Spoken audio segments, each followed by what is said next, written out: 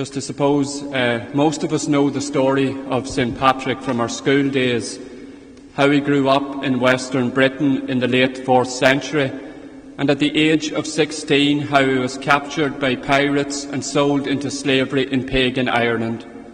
But he escaped 6 years later and made his way back home, only to hear the voice of the Irish in a dream, calling him back to Ireland to bring them the great gift of the faith.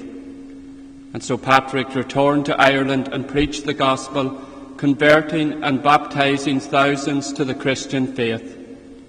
And Patrick's faithfulness in answering God's call led to the founding of monasteries and to great Irish missionary saints like St. Columbanus, who brought the faith to mainland Europe. And over the centuries, Irish people who've had to leave their home and travel abroad in search of work and a better life have followed in the footsteps of Patrick and the great missionary spirit he inspired by bringing the faith with them to all parts of the world, founding cities and Catholic schools and universities and hospitals where the gospel was not only preached but lived out through charity.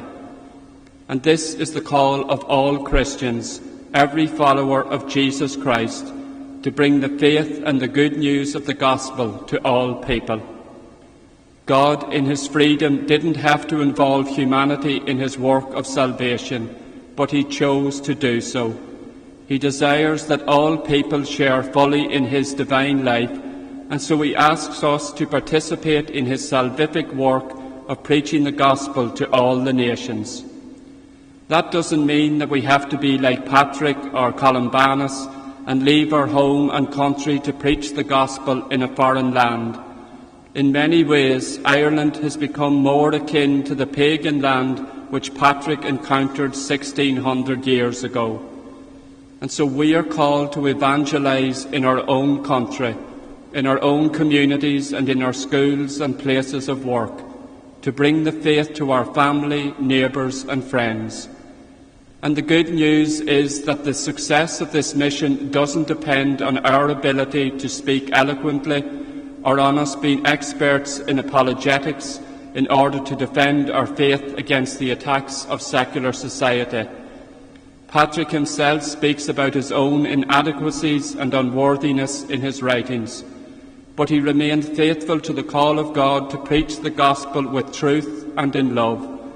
And so his yes to God led to the conversion of an entire nation and to the founding of Catholic Ireland, the land of saints and scholars, which in turn brought the faith to every corner of the world.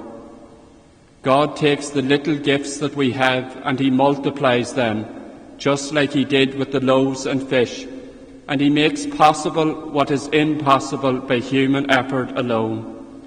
If we remain faithful to God and to the great gift of the faith which has been handed on to us, then God, in his grace and mercy, will rise up great saints from among us and restore Ireland once again to the stronghold of the faith it once was.